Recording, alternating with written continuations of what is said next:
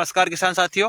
स्वागत है आपका एक बार फिर एक नए वीडियो में। साथियों, आज अपन बात करने वाले हैं गेहूं की फसल के ऊपर। क्योंकि किसान साथियों, हमने गेहूं की फसल में बीज भी अच्छा ले लिया है, बेसल में भी खाद अपन ने अच्छे तरीके से डाल दिया है। लगभग सभी किसान साथियों ने पहले पानी में भी जो भी खाद मैंने रिकमेंड किया था उस तरीके से डाला है। तो आप देख सकते हो ये फसल, अभी गेहूँ की फसल लगभग सभी जगह पर इस कंडीशन पर आ गई है। आप देख सकते हो उसमें किस प्रकार कल्ले फूट रहे हैं और किस प्रकार गेहूं की वेजिटेटिव जो ग्रोथ है वो अच्छी तरीके से हो पा रही है। तो आज की इस वीडियो में मैं आपको बताने वाला हूं कि जिन किसान साथियों ने पहले अगर खाद नहीं दिया है या फिर अभी के टाइम में कि अब वो सोच रहे हैं कि हम दूसरा या तीसरा पानी लगाने वाले हैं, तो हम उसमें ऐसा क्या डालें कि गेहूं की फसल की अच्छी ग्रोथ भी हो सके और अधिक से अधिक कल्ले फूट सके, जिससे कि हमारे उत्पादन में हमें बहुत अच्छा फायदा मिल सके। लेकिन साथियों, आज का वीडियो इम्पोर्टेंट इसलिए है क्योंकि मैं आपको सीरियल से बताने वाला हूं कि जिन किसान साथियों के पास अगर एक पानी है तो उन्हें उसमें कौन सा खाद देना है, दो पानी की व्यवस्था है तो उन्हें कौन कौन से खादों का इस्तेमाल करना है, और अगर तीन से अधिक पानी की व्यवस्था उनके पास है तो फिर उनको खाद का शेड्यूल किस प्रकार चलाना है और उसमें क्या क्या चीज़ें डालनी है। साथ में अभी जिस प्रकार आप देख रहे हो अपने एरिया में मौसम काफ़ी खराब हो रहा है। तो साथियों, जैसे कि आप सभी किसान साथी जानते हैं कि हमारे क्षेत्र में अभी मौसम काफ़ी ख़राब हो रहा है, ह्यूमिडिटी थोड़ी सी बढ़ रही है, आसमान में बादल छा रहे हैं। तो इसका हमारी गेहूं की फसल पर क्या असर पड़ने वाला है और हम इस चीज़ से हमारी गेहूं की फसल को किस प्रकार बचा सकते हैं, तो आज की इस वीडियो में हम पूरी चर्चा करने वाले हैं। वीडियो को अंत तक देखना, और अगर आपको जानकारी अच्छी लगे तो अपने दोस्तों में शेयर कर दें। और सबसे इंपॉर्टेंट कि अगर आप चैनल पर नए हो तो प्लीज़ पहले चैनल को सब्सक्राइब जरूर कर लें। तो चलिए अपन शुरुआत करते हैं आज की इस वीडियो की। नमस्कार, मैं उपेंद्र पटेल और आप देख रहे हैं आपका अपना YouTube channel agri life changer.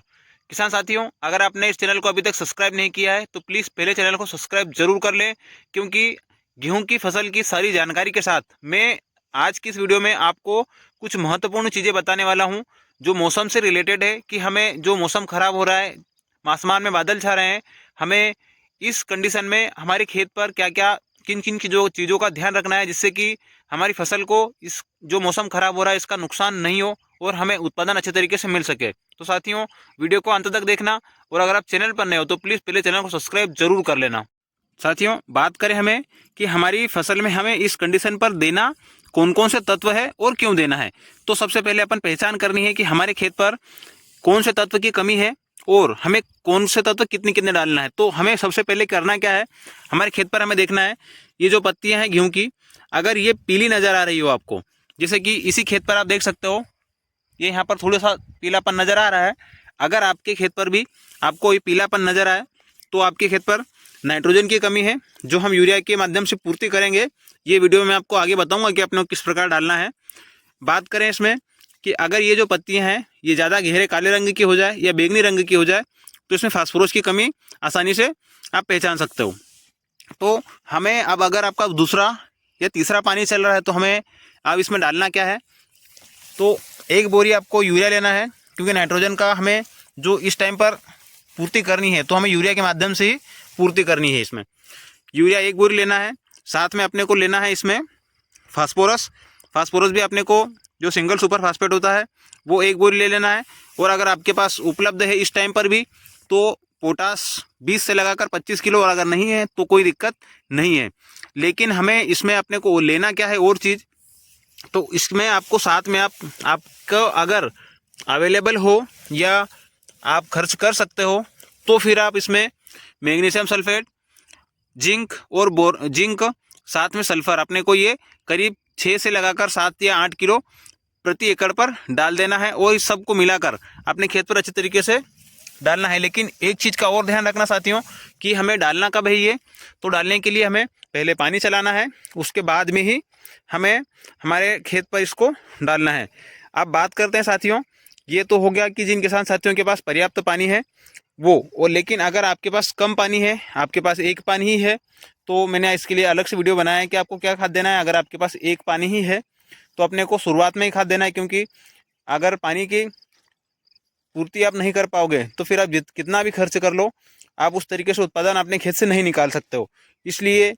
अगर पानी की आपके पास जैसी व्यवस्था है उसी तरीके से अपने खेत पर खर्च करें। ज़्यादा खर्च करने की आवश्यकता नहीं है बिल्कुल भी, क्योंकि अगर आप खर्च भी करोगे तो उसका फ़ायदा आपको नहीं मिलने वाला है। तो अगर पानी आपके पास एक पानी है तो आपको ज़्यादा खर्च नहीं करना है। 2 पानी है तो फिर आपको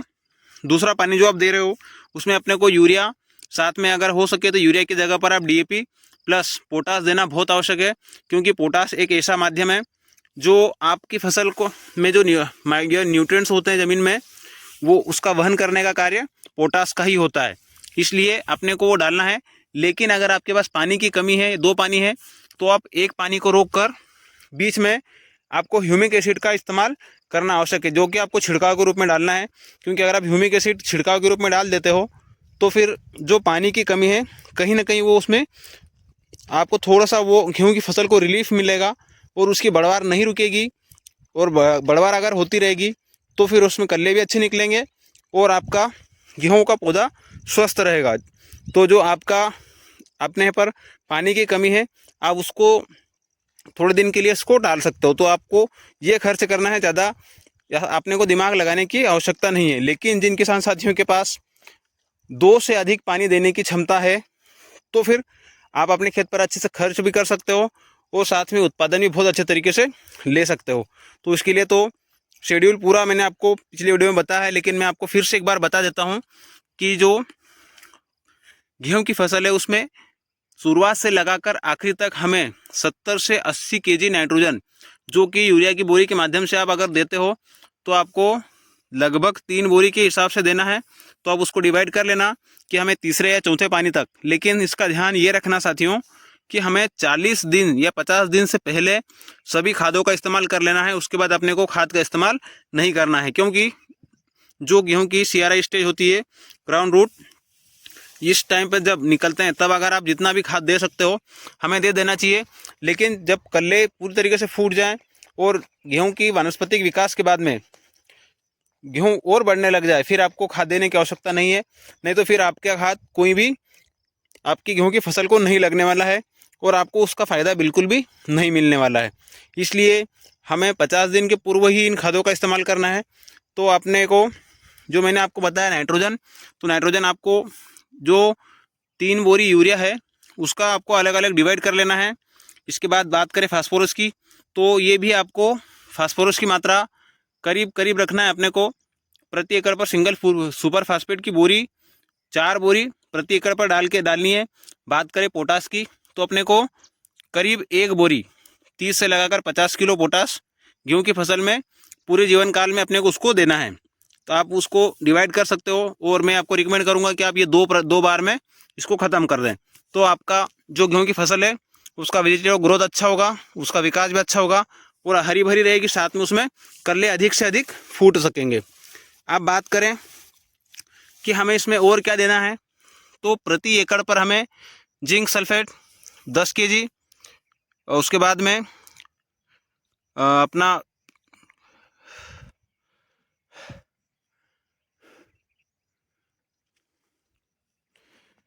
साथ में हमें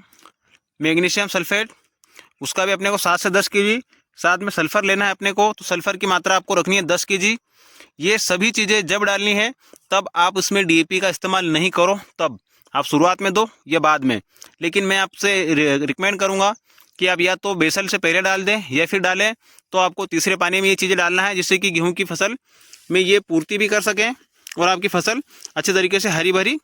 हो, और आपकी जो ये कल्ले फूटने की जो प्रक्रिया है बहुत अच्छे तरीके से हो, और अधिक से अधिक कल्ले आपके खेत पर फूटें। और ये कल्ले फूटने के साथ जो ये टिलर्स बन रहे हैं, ये टिलर्स प्रोडक्टिव टिलर्स में तब्दील भी हों और मजबूत रहे, जो कि फरवरी मार्च के महीने में जो हवाएं चलती है जनवरी फरवरी में, उससे आपकी गेहूं की फसल को किसी प्रकार का कोई नुकसान नहीं हो पाए। अब बात करते साथियों, जो मौसम अभी ख़राब हो रहा है, जिसमें आप देख सकते हो अपने एरिया में कि कहीं ना कहीं बादल बहुत ज़्यादा हो रहे हैं, थोड़ी सी ह्यूमिडिटी भी बढ़ रही है। तो हमें इस कंडीशन पर क्या करना है, तो जो भी स्प्रे करने वाले हो अपने को एक इंसेक्टिसाइड का स्प्रे इसमें ज़रूर करना है, चाहे इमामेक्टिन बेंजोड ले लो या प्रोफेनो सुपर ले लो, क्योंकि इसका स्प्रे करने से आपकी जो गेहूँ की फसल है इसमें अभी के टाइम पर ह्यूमिडिटी बढ़ने से हो सकता है कि इल्ली का अटैक हो सके। हालांकि इस बार इल्ली का अटैक नहीं देखा गया कहीं पर भी, लेकिन जो अभी का मौसम हो रहा है इसमें हो सकता है कि इल्ली का अटैक हो जाए, इसलिए हमें पहले ही उसका निराकरण निकाल लेना है। नहीं तो फिर बाद में अगर ये 2-4 दिन से ज़्यादा अगर ये इस प्रकार के बदल रह गए तो फिर ज़रूर है कि आपके खेत पर इल्ली का अटैक हो सकता है। इसलिए हमें पहले ही इसका निराकरण निकाल लेना है और हमारे खेत पर हमें इमामेक्टिन बेंजोइड हो, प्रोफेनो सुपर हो या फिर और कोई सा इंसेक्टिसाइड हो, इसका स्प्रे आप ज़रूर कर लें। तो साथियों, ये थी आज की जानकारी। अगर आपको जानकारी अच्छी लगी है तो अपने दोस्तों में ज़रूर से ज़रूर शेयर कर दें और अगर आप चैनल पर नए हो तो प्लीज़ पहले चैनल को सब्सक्राइब जरूर कर लें। तो मिलते हैं एक और वीडियो में, तब तक के लिए जय श्री राम, जय हिंद।